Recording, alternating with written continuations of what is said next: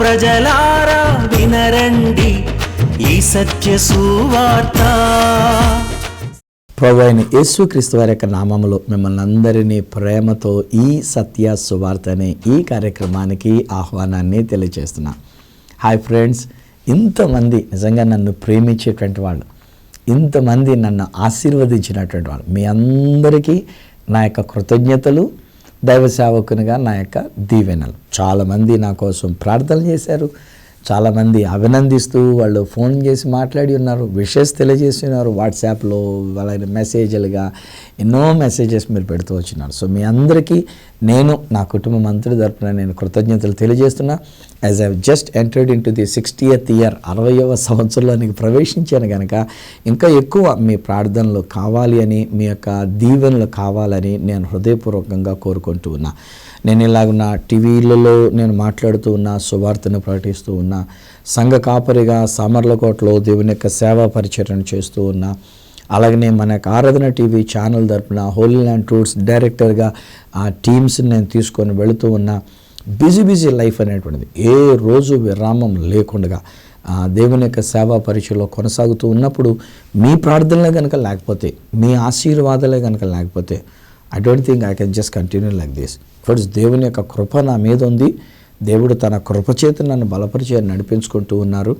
ఆయన మాట చొప్పున నన్ను బలపరచు అని అందు నేను సమస్తము చేయగలనన్న ధైర్యంతో నేను ముందుకు సాగుతున్నా. And at the same time I'm ever grateful even for every one of you, for every single person that is watching this programme. ఈ కార్యక్రమాన్ని వీక్షిస్తున్న ప్రతి ఒక్కరికి నా హృదయపూర్వకమైన కృతజ్ఞతలు నేను తెలియజేసుకున్నా. మీ చిన్న మాట, మీరు పలికిన మాట. Course there are some people who wanted to bless me financially కూడాను, కానీ నేనంటాను అది కేవలం సేవ కొరకే. మీరు ఒకవేళ బ్లెస్ చేసినంత మాత్రాన్ని మీరు పంపించినటువంటి కానుక నేనేదో తినేసేది నాకంటూ ఏం లేదు, నేను తినాల్సింది ఏం లేదు. ఎందుకంటే my eating is very little. నా స్వార్థానికి నేను తినగలిగింది, నేను తీసుకోగలిగింది నాకేం లేదు. నాకున్నటువంటిదల్లా భారం ఏమిటంటే అనేకమైన ఛానల్స్లో నేను ఇంకా సువార్తను ప్రకటిస్తూ ఉన్నా. సో దేవుని యొక్క సువార్త ప్రకటించబడుట కొరకే మీరు పంపించినటువంటి ఒక కానుక, నా బర్త్డే కొరకు మీరు చేసినటువంటిది, అది తిరిగి దేవుని సేవ కొరకు నేను వాడి ఉన్నా. నాకు తెలీదు ఎక్కడ మీరు పంపించిన కానుక వలన ఎవరికి రక్షణ ఆశీర్వాదం కలిగిందో, అది పరలోకానికి వెళ్ళిన తర్వాతనే ప్రభు మిమ్మల్ని ఆయన ఆశీర్వదించి ఆయన మీ కొరకు పలికేటువంటి ఒక మాట, బల నమ్మకమైన మంచి దాసుడు అనేవి కొంచెంలో ఏంటండి అంటే నువ్వు ఒక కానుక పంపించావు సువార్తరాజు పుట్టినరోజు అని. సో అది దేవుని సేవ కొరకే అతడు వాడి ఉన్నాడు. తత్ఫలితం ఇదిగో పలానా వాళ్ళు ఈ కార్యక్రమాన్ని వీక్షించారు, వాళ్ళు రక్షింపబడ్డారు, ఆ ప్రతిఫలం నీకు దక్కిందని చెప్పేసి అని దేవుడు మిమ్మల్ని అభినందిస్తుంటాడు. So I once again thank you personally even those who have blessed me financially.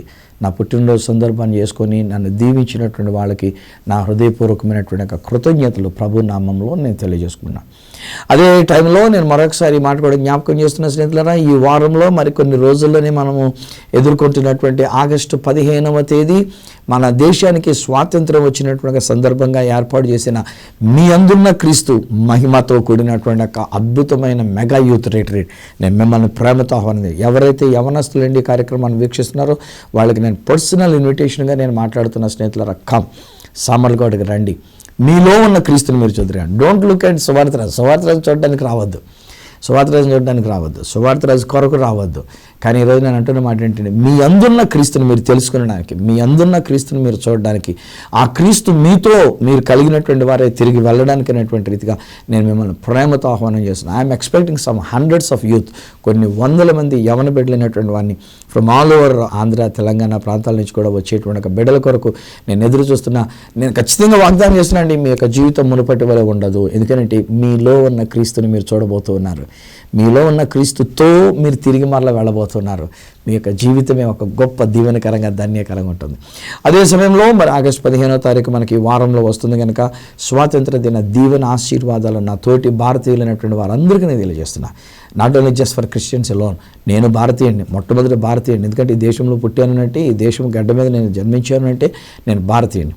నా విశ్వాసంలో నేను క్రైస్తవుడిని, యేసు ప్రభుని నేను అంగీకరించినాను కనుక మన దేశానికి వచ్చినటువంటి ఒక స్వాతంత్ర్యాన్ని బట్టి నేను ప్రత్యేకంగా దేశ ప్రజలందరికీ, నా తెలుగు ప్రజలందరికీ, ఈ యొక్క స్వాతంత్ర దిన శుభములు ఆశీర్వాదములు తెలియజేస్తూ మన యొక్క భారతదేశం ఇంకా ఇంకా సస్యశ్యామలంగా ఉండాలని, ఇంకా ఇంకా ఆశీర్వదించబడాలని, ప్రతి విధమైనటువంటి యొక్క ప్రకృతి వైపరీత్యాల నుంచి కాపాడబడుతూ, వర్షాలు వరదలు ఇలాంటి విషయాలన్నిటి నుంచి కూడా కాపాడబడుతూ, ప్రతి పట్టణం ప్రతి నగరం ప్రతి గ్రామం దేశమంతా కూడా దీవించబడాలని హృదయపూర్వకంగా నేను కోరుకుంటూ ఈ దేశాన్ని దీవిస్తున్నా. మీరు ఆమెనండి. Thank you.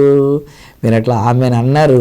మీరు ఆమెనన్న మాట ప్రకారంగా మన యొక్క భారతదేశం దీవించబడినది. మన యొక్క భారతదేశం అద్భుతమైనటువంటి యొక్క దేశముగా దేవుని యొక్క కృపలో వర్ధిల్లి ఉన్నది గనుక దేవుని నామమునకే మహిమ కలుగును గాక. హల్లెలూయా.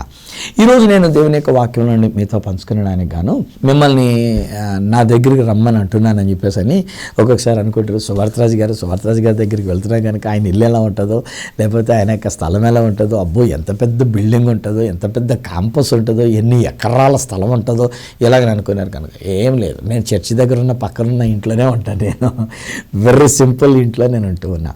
నాకు ఈ లోకంలో ఉండినటువంటి ఒక ఇల్లు దేవుడు నాకు అనుగ్రహించినటువంటి మా చర్చ్ వాళ్ళు కట్టించినటువంటి ఒక ఇంటిలో నేను సంతోషంగా ఆనందంగా అప్పుడు చిన్న గదిలే, ఇంతకుముందు ఇంకా నయ్యం, ఇప్పుడు ఇంకా మా చర్చ్ వాళ్ళు అంత మంచి ఇల్లు నాకు కట్టించారు, అక్కడ నేను ఉండడానికి అవకాశం ఇచ్చినారు. దానికంటే ముందటి రోజుల్లో పాత చర్చ్ బిల్డింగ్ ఉన్నటువంటి ఒక పెద్ద హాల్లో ఉండినటువంటి దానిలోనే ఎంతెంత పెద్ద లావాటి ఒక గోడలు కలిగినటువంటిది, కింద పందికొక్కులు ఎలకలన్నీ కూడా డొల్చేస్తే ఎప్పుడో గోడ కూలిపోద్దో తెలియకుండా సగం వరకు డొల్చివేయబడి తినివేయబడినట్టుగా ఉండినటువంటి ఒక పాత గోడలు కలిగిన ఇంట్లోనే మేము కట్టెలు పెట్టుకొని ఇటో కట్టెలు అన్నట్టుగా పెట్టుకొని అందులోనే మేము నివసిస్తూ ఉండినాం. సంతోషం. దేవుడు నాకు ఇచ్చినటువంటి ఇల్లు ఏదైనా ఒకటి నేను ఆనందిస్తూ ఉన్నా. అయితే అలాగని చెప్పేసి నాకు ఇల్లు లేకుండా చేశాడు నా దేవుడు. దేవుడు నాకు మంచి ఇల్లు కూడా ఇచ్చినాడండి. అది దేవుని యొక్క కృప చేతనే అప్పు లేకుండా ఒక ఇల్లు కట్టుకోవడానికి అనేటువంటి రీతిగా కూడా దేవుడు కృప చూపించినాడు. ఇవన్నీ లోక సంబంధమైనటువంటి యొక్క గృహాలు కదా. ఈ లోక సంబంధంగా మనకు ఉండేటువంటి ఇల్లులు మనం ఒకవేళ ఒక్కొక్కసారి అది కాలాతీతమైనట్లయితే కనుక 20-25 సంవత్సరాలు దాటిపోయినట్లయితే కనుక బేటలు వచ్చేస్తూ ఉంటాయి. 20 సంవత్సరాలు దాటిపోయి 30 సంవత్సరాలు కనుక దాటిపోతే దాన్ని డిమాలిష్ చేసుకుని మళ్ళీ కొత్త బిల్డింగ్లా కట్టుకోవాల్సిన పరిస్థితి అవుతూ ఉంటుంది. స్తంభాలు పాడవుతూ ఉంటాయి, స్లాబ్ పాడవుతూ ఉంటుంది, స్లాబ్ ఊడిపోతూ ఉంటుంది, ఇలా నానా రకాలైనటువంటి పరిస్థితులు. ఇది ఈ భూమి మీద ఉండేటువంటి ఈ ఇండ్లకు సంబంధించినటువంటి విషయం. కానీ నా ప్రభువారు సెలవిస్తున్నటువంటి ఒక మాట నేను మీకు జ్ఞాపకం చేస్తున్నా. యోహాను సువార్త 14వ అధ్యాయము మొదటి 2 వచనాలలో ప్రభు సెలవిస్తున్న మాట ఏమంటున్నారంటే, మీ హృదయములను కలవరపడనీయకండి, మీరు దేవుని యందు విశ్వాసం ఉంచుచున్నారు, నా యందును విశ్వాసం ఉంచండి. నా తండ్రి ఎంట అనేకమైన నివాసములు కలవు. నా తండ్రి ఎంట. అబ్బా, అదండి సూపర్ మాట. ఈరోజు నేను మీతో పంచుకున్నటువంటి ఒక మాట ఏమిటంటే, ఈ భూమి మీద మనం కలిగి ఉన్న ఇండ్లు కంటే, ఈ భూమి మీద మనం చూచేటువంటి ఒక కట్టుకున్నటువంటి ఒక ఇండ్లు కంటే అతి శ్రేష్టమైనటువంటి ఇల్లు నా పరమ తండ్రి యొక్క ఇల్లు. హల్లెలూయా. నేను చాలా కాలం క్రితం దుబాయ్ వెళ్ళినప్పుడు అండి, దుబాయ్ సేట్ గారికి సంబంధించినటువంటి ఒక ఇంటికి నన్ను తీసుకొని వెళ్ళారు. అబ్బా, ఇంటిలోనికి వెళితేనండి ఎంత పెద్ద రాజభవనం లాంటిది. దానికి ఏదో పెద్ద ప్యాలెస్ అయినటువంటిదిగా పేరు. యాక్చువల్లీ దానికి ఎంట్రీ ఫీజు పెట్టుకొని నాకు తెలిసిన మా సంఘబిడ్డలైనటువంటి వారు అక్కడికి నన్ను తీసుకుని వెళ్ళారు. లోపలికి వెళ్తుంటే ఒక్కొక్క గది, ఒక్కొక్క హాలు, ఒక్కొక్క కారిడోర్ ఉండినటువంటిది. ఆ గది లోపల ఉన్నటువంటి ఒక మంచాలు, మంచం మీద ఉన్నటువంటి ఒక దిండులు, అక్కడ ఉన్నటువంటి ఇవన్నీ మత్తిపోతుందండి. ఆయన మత్తిపోయినటువంటి రీతిగా ఏముందండి. ఇది కూడా ఇంకా నా దృష్టిలో నేను చెప్పాల్సి వస్తే నథింగ్ అనాలి నేను. పెద్ద పెద్ద సేటు గారి యొక్క ఇల్లు అయినా సరే, లేకపోతే ఎంత పెద్ద ఇల్లు అయినా సరే, ఒకవేళ మహారాజమందిరం లాంటి ఇల్లు అయినా సరే, లేకపోతే వైట్ హౌస్ లాంటి ఇల్లు కట్టుకున్నామని చెప్పేసి కట్టుకున్న ఇల్లు అయినా సరే, ఈరోజు నేను నా తండ్రి ఇంటితో పోలిస్తే దిస్ ఆల్ నథింగ్. ఎందుకంటే ఏదో ఒక రోజు ఈ ఇల్లులు శిథిలమైపోతాయి, ఏదో ఒక రోజు ఇవి పాడైపోతాయి. నేను ఇజ్రాయెల్ దేశానికి తీసుకుని వెళ్తూ ఉంటాను కదా, చాలా చోట్ల నేను చెప్పవలసినటువంటి ఒక విషయం ఏమిటంటే, క్రీస్తు శకము 749 ఆ కాలంలో ఒక పెద్ద భూకంపం ఒకటి వచ్చిందంటండి. ఆ భూకంపం వలన 300 సంవత్సరాల కాలంలో బిజంటైన్లు అయినటువంటి వాళ్ళు కట్టించినటువంటి చర్చిలు చాలా మటుకు శిథిలమైపోయినాయి. అవన్నీ కూడా కూలిపోయినాయి. ఇప్పుడు కూడా చూస్తేనండి పెద్ద పెద్ద రాళ్ల స్తంభాలు అనేటువంటి అక్కడ శిథిలాలుగా కనబడుతూ ఉంటాయి. మరి ముఖ్యంగా నెబో కొండ దగ్గరికి వెళ్ళినప్పుడు, మోషే గారి యొక్క మందిరంగా లోపల తీసుకుని వెళ్ళినప్పుడు ఆ లోపల కనబడేటువంటి ఒక విషయం ఏంటంటే పెద్ద పెద్ద రాళ్ల స్తంభాలు, మళ్ళీ వాటిని నమూనాగా ఎలా ఉండుంటాయో అనేటువంటిదిగా వాళ్ళు కట్టించినటువంటి చర్చి లోపల పెట్టినటువంటి స్తంభాలు, దానికి పైన మళ్ళీ బురుజుల్లా కట్టినటువంటి అక్కడ మళ్ళీ దాని పైన కూడా అవి పెట్టి అలాగే నాకు చూపిస్తున్నటువంటి విషయాలు. ఏమైంది? 749లో వచ్చిన భూకంపంలో పడిపోయినాయండి అవన్నీ కూడాను. అలానే మెక్కా వరకు తీసుకెళ్తాము. అక్కడ హేరోదు రాజు గారు కట్టించుకున్నటువంటి అతిథి గృహం అని గెస్ట్ హౌస్ ఒకటి కట్టించుకున్నాడు. ఆ వేడి నీటి ఓటలో అక్కడ స్నానం చేయడానికి, ఆ యొక్క డెడ్ సీ నుంచి వచ్చేటువంటి ఒక గాలిలో తన చర్మ వ్యాధి నుంచి స్వస్థత పొందుకోవడానికని ఒక ఎత్తైన కొండ మీద కట్టించుకున్నాడు. ఇప్పుడు అది ఏం లేదు. ఏమండి అని అంటే వాళ్ళు ఏమంటారంటే 749లో వచ్చిన భూకంపంలో అది శిథిలమైపోయిందండి, పడిపోయిందని చెప్పేసి అని అంటారు. సో ఒక భూకంపం వచ్చినప్పుడు, లేక ప్రకృతి వైపరీత్యం జరిగినప్పుడు, లేక దాని కాలం అయిపోయినప్పుడు ఈ లోకంలో మనం కట్టుకునే ఇంత మహామహమైనటువంటి ఇంత ఘనమైనటువంటి భవనాలు ఇవన్నీ కూడా కూలిపోతాయి. బేటలు దేరి మనమన్నా కూలగొట్టవలసినటువంటి పరిస్థితి వస్తుంది. కానీ నా తండ్రి ఇంట, ఆ మాట చూడండి ఎంగాను, నా తండ్రి ఇంట అనేకమైన నివాసం. అఫ్కోర్స్ ఆ నివాసంలో అనే మాటకి మనకి ఇంగ్లీష్లో కూడా వాడబడిన మాట ఏంటంటే, నేను దుబాయ్ సేట్ గారికి సంబంధించినటువంటి ఒక రాజుకు సంబంధించినటువంటి ఒక మ్యాన్షన్ అని చెప్పేసి అని అంటారు ఇంగ్లీష్లో. మ్యాన్షన్స్ అంటే పెద్ద రాజపురములు అనమాట. ఇంకా రాజులు ఉండేటువంటి మహా పెద్ద నగరం లాంటి పురం అనమాట అండి. సో అలాంటి మ్యాన్షన్స్ అనేటువంటివి నా తండ్రి ఇంట అనేకమైన నివాసముల కలవని నా ప్రభు సెలవిస్తూ ఉన్నారు. హాయ్ ఫ్రెండ్స్, ఈరోజుని ఒకవేళ నా కార్యక్రమాన్ని వీక్షిస్తున్నటువంటి ఒకరు మీరు బాధపడుతున్నటువంటి ఒక విషయం ఏంటంటే, పాస్టర్ గారు మాకు సొంత ఇల్లు లేదండి అని చెప్పేసి మీరు కలవరపడుతున్నారు. చాలా కాలంగా మీరు ప్రార్థన చేస్తూ వచ్చినారు, దేవుణ్ణి బ్రతిమలాడుకుంటూ వచ్చినారు. ఏదో మీరు విన్నందు చేత మీరు ఏమనుకున్నారంటే, వాళ్ళకి స్పాన్సర్ చేస్తే మాకు ఇల్లు కట్టబడుతుందేమో, వీళ్ళకి టీవీ ప్రోగ్రామ్కి ఏమైనా ఇస్తే మాకు ఇల్లు కట్టబడుతుందేమో, లేకపోతే ఏదో ఒక రకంగా మొత్తానికి మీరు భ్రమపడుతూ అవసరమైతే దేవుడికి ముడుపులు చెల్లించినట్లుగా 15,000 రూపాయలు కట్టి కూడా మీరు ఎదురు చూస్తున్నారు. ఇప్పుడు మళ్ళీ విసిగిపోయి మీరు అనుకుంటున్నారు కదా, మేము ఎంత కట్టామండి, మేము ఆ ప్రోగ్రామ్ స్పాన్సర్ చేసామండి, మేము ఆ దైవజనుడి దగ్గరికి వెళ్ళామండి, మేము అక్కడికి వెళ్ళామండి, వాళ్ళకి ఇచ్చామండి, వీళ్ళకి ఇచ్చామండి, ఇప్పటికి ఇంకా మాకు ఇల్లు లేదండి అని చెప్పేసి మీరు వాపోతున్నారు. Don't worry. మా పెదనాన్న గారు ఈఎం ఇస్మాయిల్ గారు అని ఆయన ఉండేవారు. వారు సొంత ఇల్లు కొరకు అసలు ఎప్పుడూ ఆలోచన చేయలే. వారికి వచ్చిందంతా దేవుని యొక్క సేవ కొరకు ఖర్చు పెట్టడమే చేస్తూ వచ్చారు. ఆయన చాలా కాలం ఆయన సేవా పరిచయంలో ఉండి ఉన్నారు. మా నాన్నగారులు, మా చిన్నాన్నగారులు వీళ్ళందరూ కూడా ఆయన సేవకు సమర్పించుకున్నందు చేతనే వీళ్ళు కూడా సేవలోనికి అయినటువంటి రీతిగా వచ్చినటువంటి వారు. సో అంతకాలంగా ఆయన సేవ చేశారు. మించి ఈరోజు నేనేదో 44 సార్లు ఇజ్రాయెల్ దేశానికి వెళ్ళొచ్చానని పెద్ద ఇదిగా నేను ప్రగల్భాలు పలుకుతున్నాను కానండి, ఆ రోజుల్లో 70s ముందే మా పెదనాన్నగారు మొట్టమొదట ఇజ్రాయెల్ దేశానికి వెళ్ళి వచ్చేటువంటి ఒక భారతీయుల్లో ఒకరైన. అప్పటి రోజులు international Christian embassy Jerusalem, ICEJ అనేటువంటి ఒక విషయం ఉండేది.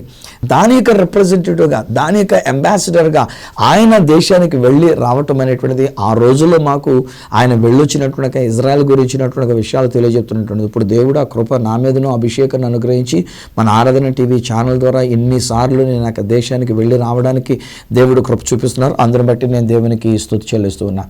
కానీ ఆయన ఎప్పుడూ సొంత ఇంటిని గురించి ఆలోచన చేయలే. అద్దె ఇంట్లోనే ఉంటూ వచ్చారు. కొంతకాలమైన గుంటూరులో ఉండి ఉన్నారు, ఆ తర్వాత కొంతకాలమైన చెన్నైలో ఉండి ఉన్నారు, ఆ తర్వాత మళ్ళీ అక్కడి నుంచి ఆయన కలకత్తాకి వెళ్ళిపోయి ఉన్నారు. కలకత్తాలో సేవ కొరకు వెళుతూ ఉంటుండగా మార్గ మధ్యంలో వెళుతున్న ప్రయాణంలోనే ఆయన ప్రభు యొక్క పిలుపునందుకొని ఈ లోక జీవితాన్ని ఆయన ముగించుకొని ఉన్నారు. ఇలా నేను అంటే, డోంట్ వర్రీ అమ్మా, ఈ లోకంలో ఒకవేళ మనకి ఇల్లు లేనంత మాత్రాన్ని కలవరపడకండి రా, కలుగున్నది ఏదో దాంతో తృప్తి చెందామా. ఇదినాన్ని ఆ దేవుడు సెలవిస్తున్నటువంటి ఒక మాట ఏంటంటే, ఆయన యొక్క మందిరమే దేవుని యొక్క ఇల్లుగా. అందుకనే నిర్గమకాండం 25వ అధ్యాయంలో ఇశ్రాయేలు ప్రజలైనటువంటి వారు ఐగుప్తు దేశంలో నుంచి బయటకు వచ్చిన తర్వాత వాళ్ళు నడుస్తుందంటే, అరణ్య మార్గంలో వెళుతుందంటే దేవుడు మోషే ద్వారా చెప్తాడు, నేను వారిలో నివసించినట్లుగా, నేను వారి మధ్య నివసించినట్లుగా, వారి యందున్న క్రీస్తుగా, వారి యందున్న దేవునిగా నేను వారి యందు ఉండినట్లుగా వారు నా కొరకు ఒక ప్రత్యక్షమైన గుడారాన్ని కట్టాలి, వారు నా కొరకు ఒక మందిరాన్ని కట్టాలి, వారు నా కొరకు ఒక ఇంటిని కట్టాలి అని చెప్పేసి. ఇదండి దేవుడు అంటున్నాడు. Where God dwells, that is the house of God. ఎక్కడ దేవుడు ఉంటున్నారో అదే దేవుని యొక్క ఇల్లు అని ఆ దేవుడు సెలవిస్తున్నాడు. ఆఫ్ కోర్స్ ఈరోజు ఒక మాట చెప్పాల్సి వస్తే కనుక మనం కట్టుకునేటువంటి ఒక బిల్డింగ్లు కాదు, ఈ మధ్యలో మన వాళ్ళు కూడా ఏం చేస్తున్నారంటే కోట్ల రూపాయలు ఖర్చు పెట్టి పెద్ద బిల్డింగ్లు కట్టడానికి సిద్ధపడుతున్నారు. మంచిదే, నేను కాదని, మీ దగ్గర డబ్బు ఉన్నంత మటు మీరు కట్టుకోండి అయినా నాకేంటి కానమ్మా. కానీ నేను అంటున్న మాట ఏంటంటే ఇతరులకు అసూయ పుట్టించేటువంటి విధంగా మనం చేసుకోవద్దు ఆర్భాటాలు. దానికి బదులు ఒక చిన్న హాలులాగా, లేకపోతే ఒక మామూలు స్లాబ్ వేసుకోనో, లేకపోతే ఒక రేక్ షెడ్ వేసుకొని దానికి పిఓపి సీలింగ్ చేసుకోనో మనం లోపల హాయిగా చక్కగా కూర్చొని దేవుని యొక్క సన్నిధిని అనిపిస్తే ఎంత అద్భుతం అండి. ఒకవేళ ఆ డబ్బుతో మనం మరొక రకంగా ఏదైనా సేవా పరిచయలో సాగితే మరి అనేకమైనటువంటి మందిరాలు కనీసం చిన్న గ్రామాలకు వెళ్ళి కట్టగలిగితే కోట్ల రూపాయలతో కూడినట్టు. కాదనట్ల, మీ దగ్గర డబ్బు అండి, అది మీ డబ్బు అండి, మీరు కట్టుకోండి అని నేను కాదనట్లు. ఒకవేళ నేను మీకు వ్యతిరేకంగా నేను మాట్లాడడం లేదు, లేకపోతే మీ మీద అసూయపడి నేను మాట్లాడడం లేదు. మీకు డబ్బు ఉంది, మీరు పోగు చేసుకోగలిగారు, మీ సంఘస్థులు అయినటువంటి వాళ్ళు ఇచ్చారు, మీరు కట్టడం మంచిదే. బట్ ద ప్రాబ్లం ఏమన్నానంటే ఎవడో ఒకడికి అసూయ పుట్టి దాని మీద ఏదో ఒక రకంగా చేస్తూ ఉన్నాడు. ఈలోగా సైతర్ గడికి కూడా వాడికి కూడా కుళ్ళు పుట్టి వాడు ఏం చేస్తాడంటే బిల్డింగ్ అంతా కట్టిన తర్వాత, ఇంత పెద్ద మందిరం కట్టిన తర్వాత నువ్వు డబ్బులు లెక్క చెప్పు అని 2 పార్టీలు అయిపోతున్నాయి, లేకపోతే 3 పార్టీలు అయిపోతున్నాయి. అందులో వచ్చి 2 భాగాల కింద అయిపోతున్నాయి. అందులో ఆరాధించేటువంటి వాళ్ళు దెబ్బలాట్లు పెట్టుకొని కోర్టులో పెట్టుకొని ఈలోగా కోర్టు వాళ్ళు వచ్చి దానికి సీల్ చేసేసి మోసేస్తే ఏం ప్రయోజనం చెప్పండి స్నేహితులారా. ఈరోజు అందుకే దేవుడు అంటున్నాడు, ఆ మందిరాలు, ఆ ఏసీ మందిరాలు, లేకపోతే పెద్ద హాలులు, కోట్ల రూపాయలతో కట్టే బిల్డింగుల కంటే మీ హృదయమే నాకు దేవాలయం అంటున్నాడు. హల్లెలూయా. ఈ వారంలో నేను రేపొద్దున 15వ తారీఖున యవ్వన బిడ్డలు వచ్చినప్పుడు నేను ఓపెన్ చేసి చెప్పేటువంటి ఒక విషయం ఇదే. వారిలో క్రీస్తు ఉన్నారా అని నేను అడగను. ఎంతమంది యేసు ప్రభు కావాలని కోరుకున్నారు చేతులు ఎత్తి నిర్ణయం తీసుకొని ఎక్కడి నుంచి వెళ్ళండి అనుకోండి నేను చెప్పను. నేను డిక్లేర్ చేస్తున్నా, వచ్చిన ప్రతి ఒక్క యవనస్తురాల్లో ఉన్నారు క్రీస్తు అని నేను తెలియజేస్తున్నా. వారిలో ఉన్న క్రీస్తును వారు చూచేటట్టుగా, వారి కన్నులు తెరవబడినట్లుగా మేము డిక్లేర్ చేస్తున్నాం. వారు తిరిగి వెళ్ళేటప్పుడు వారు యేసుతో వారు వెళుతున్నటువంటి వారు ఉంటున్నారు. హల్లెలూయా. ఎంత అద్భుతం. ఈరోజు నా యవనస్తుల గురించే కాదండి, రేపు 15వ తారీఖున జరిగే కార్యక్రమం గురించే కాదండి, ఈ రోజున ముందుగానే నేను మీతో చెప్తున్నా, యేసయ్య మీ కొరకే ఆయన వచ్చినాడు, మీ హృదయం అనే ఇంటిలో ఆయన ఉంటున్నాడు. అయితే కేవలం అక్కడితో ఆగిపోలే. మొదట ఒకవేళ మనం చూసినట్లయితే ప్రత్యక్ష గుడారంగా ఒకటి కట్టింప చేయమని దేవుడు సెలవిచ్చాడు. ఆ తర్వాత సొలొమోన్ రాజు గారు కట్టినటువంటి దేవాలయంలోనికి దేవుడు దిగివచ్చి తన యొక్క మహిమ అక్కడికి దిగివచ్చినట్లుగా మనం చూస్తున్నాము. కృత నిబంధన ప్రకారంగా చూసేసరికి ఇప్పుడు మనమందరం కలిసి, ఒక్కొక్కరము కలిసి, ఒక్కొక్క కుటుంబం కలిసి దేవుని కొరకైనటువంటి ఒక ఇల్లుగా ఉండేటట్టుగా దేవుడు మనల్ని సిద్ధపాటు చేస్తున్నటువంటి ఒక విషయం ఇది. నేను మీతో ఇక్కడ ఒక చిన్న మాట అంటానండి. ఏమండి, నిజంగా దేవుడే కనుక మీలోనూ నాలో కూడా ఉన్నట్లయితే, నాలో ఉన్నది మీలో ఉన్నది ఒకే దేవుడే ఉన్నప్పుడు వై డిఫరెన్సెస్? ఎందుకు మనకు మనం గొడవలు పెట్టుకోవాలి? ఎందుకు నేను ఇంకొకరి మీద అసూయపడాలి? ఎందుకు నేను ఇంకొకరి మీద చెడ్డ మాట పలకాలి? ఎందుకు ఇంకొకరి గురించి నేను చెడ్డ సమాచారం ఇవ్వాలి? ఎందుకు ఇంకొకరి మీద నేను బురద చల్లాలి? ఎందుకు జరుగుతుంది నాకు అర్థం కాదండి. బహుశా నేను రీజన్ ఏమంటానంటే, వారి యందు క్రీస్తు వారిని చూడలేదు కనుక. ఉన్నారు క్రీస్తు ప్రభు, మనుషులలో క్రీస్తు ప్రభు ఉన్నారు, మన యందు క్రీస్తు ప్రభు ఉన్నారు. కానీ మనం ఏం చేస్తున్నాం అంటే, మన యందున్న క్రీస్తును చూడడానికి బదులుగా నా కులాన్ని చూస్తున్నాము, నా బ్యాక్గ్రౌండ్ను చూస్తున్నాము, నా డినామినేషన్ చూస్తున్నాము, నా సొంతం నేను చూస్తున్నాను, నా స్వార్థం నేను చూస్తున్నాను, నా రక్త సంబంధం నేను చూస్తున్నా, నా అనేటువంటి ఒక విషయాన్ని ఆలోచన కలుగున్నాను కనుక ఈరోజు ఇంత గొడవలు అయిపోతున్నటువంటి రీతిగా జరుగుతున్నటువంటి. ప్లీజ్ ఫ్రెండ్స్, ఈరోజు మనమే దేవుని ఇల్లు అని దేవుడు అంటున్నాడు. అందుకని దేవుని యొక్క ఇంటి విషయంలో దేవుడు ఒక మాట అంటాడు. ఆదికాండం 11వ అధ్యాయంలో బాబెలు గోపురాన్ని కడతారు. బాబెలు గోపురాన్ని కట్టేటప్పుడు ఇటుకలతో కట్టినారు. ఇటుకలన్నీ కూడా ఒకే సైజు ఉంటాయి, యూనిఫామ్డ్గా ఉంటాయి ఇటుకలన్నీ కూడా. కీలుతో వాటితో ఆ యొక్క ఇటుకలతో వాళ్ళు ఒక గోపురాన్ని కట్టుకోవడానికి ప్రయత్నం చేశారు. కానీ దేవుడు తన యొక్క మందిరాన్ని కట్టేటప్పుడు ఏమంటాడంటే, రాళ్లతో తన యొక్క మందిరాన్ని కడుతూ ఉన్నాడు. రాయి మధ్యలో సొలొమోన్ రాజు గారి యొక్క దేవాలయాన్ని కట్టిస్తున్నప్పుడు బంగారాన్ని పొదిగాడంట. నేనంటాను, బంగారం కంటే విలువైన యేసు రక్తాన్ని పురక్షించి ఉన్నాడు. నాకు మీకు మధ్యలో బహుశా మీరు నాకంటే గొప్పవాళ్ళై ఉండొచ్చు, మీరు నాకంటే గనులై ఉండొచ్చు. ఈరోజు నేను నా కార్యక్రమాన్ని చూస్తున్నటువంటి ఒకరు బహుశా మీరు ఒక దైవ సేవకులై ఉండి ఉండవచ్చు, దేవుని చేత బహు బలంగా వాడబడుచున్నటువంటి ఒక గొప్ప దైవజనులై ఉండి ఉండవచ్చు. ఒకవేళ మీరు ఎంత పెద్ద వాళ్ళని, పెద్ద రాయి అయి ఉన్నా, నేను ఒక చిన్న రాయిని అయి ఉన్నప్పటికైనా సరే, ఈ రాయికి మీకు, మీ రాయి అనేటువంటి మీకు, మన ఇద్దరి మధ్యలో యేసు రక్తం ఉండి ఉన్నది. ఈ రాళ్ళన్నీ కలిపితే ఒక చక్కని మందిరంగా కట్టినప్పుడు ఆయన దిగి వస్తున్నాడు. హల్లెలూయా. అదే తెస్సలోనికలు రాసినటువంటి ఒక మొదటి పత్రిక 4వ అధ్యాయంలో కనుక మనం చూసినట్లయితే ఆర్భాటముతోనూ ప్రధాన దూత శబ్దముతోనూ దేవుని యొక్క బోరతోనూ పరలోకము నుండి ప్రభు ఎక్కడ దిగి వస్తున్నాడంటే ఆయన అక్కడ మోషే గారు కట్టించినటువంటి ప్రత్యక్ష గుడారం లేదేక, సొలొమోను రాజు గారు కట్టించినటువంటి దేవాలయం కూడా ఇప్పుడు లేదు. కానీ యేసు క్రీస్తు ప్రభువారు నేను నా మందిరాన్ని కడతానని చెప్పేసి, నేను నా ఇంటిని కడతానని చెప్పేసి అని మిమ్మల్ని నన్ను ఒక రాయిగా, ఒక పెద్ద రాయి ఒక చిన్న రాయిగా మధ్యలో యేసు రక్తం అనే బంగారాన్ని పొదిగి మనల్ని కట్టినప్పుడు ఏం చేస్తాడంటే పరలోకం నుండి ఆ ప్రభువే ఆయన దిగి వస్తున్నాడు.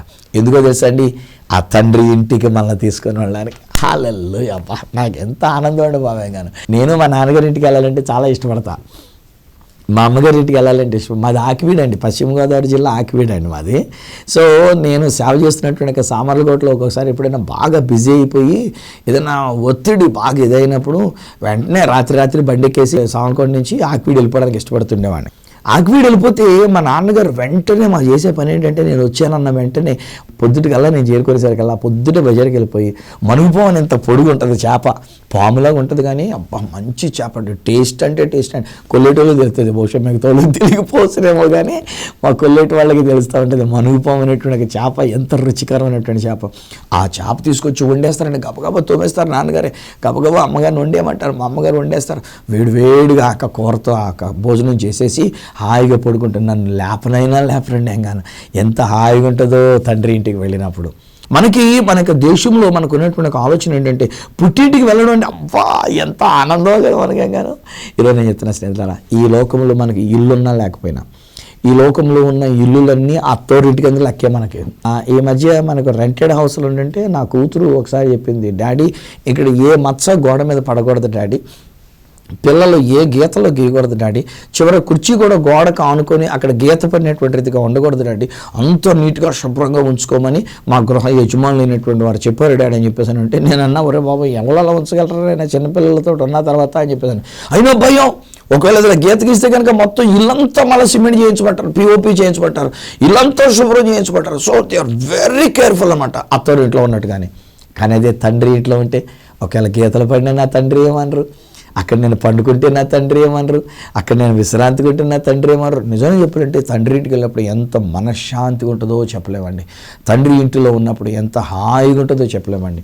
అందుకనే నా ప్రభు అయిన యేసుక్రీస్తు వారు అంటున్నారు, మీ హృదయములను కలవరపడనీయకండి. ఈ లోకంలో అన్నీ కలవరాలి. ఈ లోకంలో ఇల్లు లేకపోతే కలవరం, ఇల్లు ఉంటే కలవరం. ఈ రోజుల్లో కొన్ని గృహాల్లో నేను చూస్తున్నాను, అన్నదమ్ములైనటువంటి వాళ్ళ ఇండి కూడా వాళ్ళకి ఒకరికొకరు గొడవలు వచ్చి మధ్యలో గోడలు కట్టేసుకున్నటువంటి వాళ్ళు ఉన్నారు. గొడవలు వచ్చి దాన్ని కొలతలు కొలిసినప్పుడు అంగుళం అటు అంగుళం ఇటు, లేకపోతే ఒక అడుగట్టు ఒక ఇడుగట్టు జరిగితే గొడవలు అయిపోయాడు పొడిచేసుకుంటారు. అంతే ఎంగాను ఆ గోడలు పొడిచేస్తారు, ఎంగా కట్టిన గోడలు పొడిచేసుకుంటారు. ఎంగా ఈ లోకంలో ఉన్న ఇల్లు లాంటివి, ఈ లోకంలో ఉన్నటువంటి పరిస్థితులు ఉంటాయి. సొంత తండ్రి ఇంటిలో ఉన్నప్పటికీ కదా, ఈరోజు సొంత తండ్రి ఇంట్లో ఉన్న ఆ తండ్రికే పుట్టినటువంటి ఇద్దరు కలిసి గొడవలాడేసుకుంటారు ఆస్తుల గురించి. అమ్మాయి ఎన్ని లేవండి బాబా ఎంగానం. ఈరోజు నేను చూస్తానంటే బహుశా మీలో కూడా ఒకళ్ళు ఎవరు కానీ అలాగే ఆస్తుల గురించి గొడవలిపోతున్నటువంటి వాళ్ళు ఉన్నారు కదా, కలవరం చెందుతున్నటువంటి వాళ్ళు ఉన్నారు. కానీ ఈరోజు నా ప్రభు అన్నారు, మీ హృదయములను కలవరపడనివ్వకండి, దేవుని యందు విశ్వాసం ఉంచుతున్నారు, యేసునందును విశ్వాసం ఉంచండి. ఆయన తండ్రి ఎంట మన కొరకు అనేకమైన నివాసములను సిద్ధపరిచినాడు. ఈ లోకంలో ఉన్నప్పుడు కూడా ఆ తండ్రి దగ్గర మనం ఉన్నామని తెలుసుకుందాం, ఆ తండ్రి ఇంటిలో మనం ఉన్నామని మనం తెలుసుకుందాం. ఈ లోకాన్ని విడిచిపెడితే మనం ఆ తండ్రి ఇంటికే మనం వెళుతున్నాం అనేటువంటి సత్యాన్ని ఇది మనం తెలుసుకుందాం. ఏమంటే తప్పిపోయినటువంటి ఒక కుమారుడు తిరిగి వచ్చినప్పుడు తండ్రి ఇంటికి వచ్చినాడు. వాడు ఉద్దేశం వేరు, వాడు తిండి కొరకు అనేటువంటి రీతికి వచ్చినాడు. అక్కడికి వెళ్తే కనుక నా ఆకలి తీరుతుంది అనుకుని వచ్చినాడు. కానీ అక్కడికి వస్తే ఆ తండ్రి ప్రేమ అక్కడ కనబడుతోంది, ఆ తండ్రి యొక్క కౌగిలింపు అక్కడ కనబడుతోంది, ఆ తండ్రి చేసినటువంటి యాగం అక్కడ కనబడుతోంది. ప్రశస్తమైన వస్త్రం తీసుకొని వచ్చి వానికి తొడిగించి, మంచిగా ఉంగరాన్ని పెట్టి, అధికారాన్ని ఇచ్చి, చెప్పులు తొడిగించి, సమాధానాన్ని కలిగించి, మంచి విందు చేసుకోవడానికి అయినటువంటి ఒక గొప్ప విందుని ఏర్పాటు చేసి సంబరమే బాబాగా తండ్రి ఏంటంటే హల్లెలూయా. నేను I waiting for that day. నేను కూడా ఆ రోజు కొరకు కనిపెడుతున్నా. ఏ రోజు నా ప్రభు అయిన యేసుక్రీస్తు వారు తిరిగి రెండవసారి భూమి మీదకి రానయ్యున్నారు. ఆయన చేసే పని ఏంటంటే అందరినీ ఆ తండ్రి ఇంటికి తీసుకొని వెళుతున్నారు. ఈ లోకంలో మనకి ఇల్లు ఉండొచ్చు, ఇల్లు ఉండకపోవచ్చు.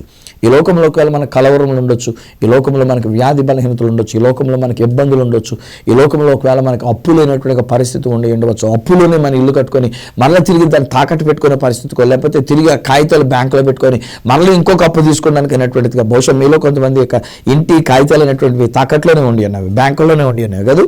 బహుశా మీ విజయాలే మాట్లాడుతున్నా. బహుశా మీ ఇంటి కాగితాలన్నీ కూడా మీరు బ్యాంకులో పెట్టుకొని అప్పు చేశారు, మళ్ళీ దాన్ని అప్పు తీర్చడానికి మళ్ళీ ఇంకో చోట కాగితాలు తీసుకెళ్ళి మళ్ళీ పెట్టుకుంటున్నారు. ఏదో మొత్తానికి డిస్టర్బెన్స్ అనేటువంటి మీరు ఎదుర్కొంటూ ఉండినారు. కానీ ఈరోజు చెప్తున్నా, ఏ డే ఈజ్ కమింగ్, ఒక రోజు వస్తుంది మన ప్రభు అయిన యేసుక్రీస్తు వారి యొక్క రాకడలో ఆయన మనందరినీ కూడా ఆ తండ్రి ఇంటికి ఆయన తీసుకొని వెళ్తున్నాడు. ఆ తండ్రి ఇంటిలో ఉండే ఆనందం అద్భుతమైనటువంటి ఆనందం. అందుకని ప్రభు అయిన యేసుక్రీస్తు వారు ఆ దేవాతి దేవుని గురించి పరిచయం చేస్తుంటారు. ఆయనకు మీరు ప్రార్థన చేసినప్పుడు పరలోకములో ఉన్నటువంటి నా తండ్రి నీ చిత్తమే సిద్ధించునుగాక అని చెప్పేసి అని తండ్రిగా ఆయనను మనకు పరిచయం చేశారు. ఆ తండ్రి ఇల్లునంటే పెద్ద పెద్ద నివాసాలు ఉంటాయి అనుకుంటున్నారేమో. నేను అనుకుంటా ఐ డోంట్ థింక్ సో. మనం ఆ మధ్యాకాశానికి వెళ్ళినప్పుడు అక్కడ బిల్డింగ్లు ఏం కనబడతాయని నేను అనుకోను. ఒకవేళ తిరిగి వస్తే కనుక ఇక్కడ భూమి మీద ఉన్నటువంటి బిల్డింగ్లే, ఈలోగా భూమి కూడా అగ్ని చేత కాల్చబడినప్పుడు ఈ బిల్డింగ్లు ఉంటాయో ఉండవో నాకు తెలియదండి. కానీ ఈరోజు నేను తండ్రి ఇల్లు అని అంటే ఏమంటానంటే ఆ తండ్రి సాన్నిధ్యంలో ఉండిపోవడం, ఆ తండ్రితో పాటు ఉండిపోవడం, దట్ ఈజ్ ఎనఫ్ అండి. ఏమంటే నిజంగా మన నాన్నగారు ఇంటికి వెళ్ళినప్పుడు ఒక్కొక్కసారి కొంతమంది యొక్క జీవితాల్లో నేను చూస్తూ ఉంటా, వాళ్ళు మామూలుగా ఉండేటువంటి అద్దె ఇల్లు పెద్ద ఇల్లు అయి ఉండొచ్చు, బహుశా మంచిగా ఎయిర్ కండిషన్ ఇల్లు అయి ఉండొచ్చు, మంచి ఫ్యాన్లు ఉన్న ఇల్లు అయి ఉండొచ్చు, పరుపులు కలిగిన ఇల్లు అయి ఉండొచ్చు. కానీ ఎప్పుడైనా వాళ్ళ ఇంటికి వెళ్ళినప్పుడు వాళ్ళ తండ్రి ఉండేటువంటిది ఒక చిన్న ఇల్లు అయి ఉండొచ్చు, ఒక చిన్న ఫ్యాన్ మాత్రమే ఉండినటువంటి ఇల్లు, ఒక్క గదిగా ఉండినటువంటి ఇల్లు అయి ఉండొచ్చు. కానీ ఈరోజు వెళ్ళినటువంటి వాళ్ళు ఎలా ఉంటారో తెలుసండి, నా తండ్రి ఇంటికి వచ్చాం, మా నాన్న ఇల్లు ఇది, మా అమ్మగారి ఇల్లు ఇది, మా పుట్టిన ఇల్లు ఇది అని చెప్పేసి అని ఎంత గొప్పగా చెప్పుకుంటామో. అక్కడ పెద్ద బిల్డింగ్లు ఏముందండి, తాటాకులు ఇల్లు అయినా కానీ ఎంత చల్లగా ఉంటుందో మా నాన్నగారు ఇంటికి వెళ్తే, మా ఊరు వెళ్తే ఎంత హాయిగా ఉంటుందో అని చెప్పేసి అని దీర్ఘం తీసి మరి మనం చెప్తూ ఉంటాం కదా. సో అందుకని ఈరోజు నేను అంటాను, తండ్రి ఇల్లు అని అంటే అక్కడ ఏదో మ్యాన్షన్స్ కట్టేసి బాగా దేవుళ్ళలో ఉన్న వాళ్ళకి పెద్ద మ్యాన్షన్స్, దేవుళ్ళు లేకపోతే కనుక వాళ్ళకి గుడుసులు, పూరు గుడుసులు ఇస్తాడని చెప్పేసి అని నేను అనుకోను. ఒకటి తండ్రి ఇల్లు అంటే తండ్రితో ఉండటం, ఆ తండ్రి కౌగిట్లో ఉండటం. మనమే ఆ తండ్రి కొరకైనటువంటి ఇల్లుగా ఉంటున్నాం.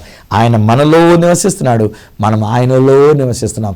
అద్భుతమైన తండ్రి ఇంటి అనుభవాన్ని మన సొంతం చేసుకుంటున్నాం. తండ్రి నీ కోటి స్తుతులు నాయన. ఈ లోకంలో ఉన్నాం కనుక ఒక ఇల్లు ఉండాలని మేము ఆశించడం సహజం. మాకు ఒక ఇల్లు కావాలని కోరుకుంటాం.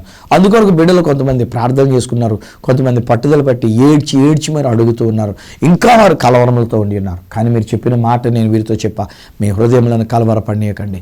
దేవుని యందు విశ్వాసం ఉంచున్నారు, యేసుక్రీస్తునందు విశ్వాసం ఉంచండి. మీరు ఆ తండ్రి ఇంటిలోనికి మీరు తీసుకుని వెళ్ళబడుతున్నారు. మరి శ్రేష్టమైనటువంటి ఇల్లు ఆ తండ్రి ఇల్లు. ఈ లోకంలో ఉన్నటువంటి ఇల్లులు, అద్దెకి ఇచ్చినటువంటి ఇల్లులు అయితే వాళ్ళు నానా రకాల కండిషన్లు మాకు పెడుతూ ఉంటారు.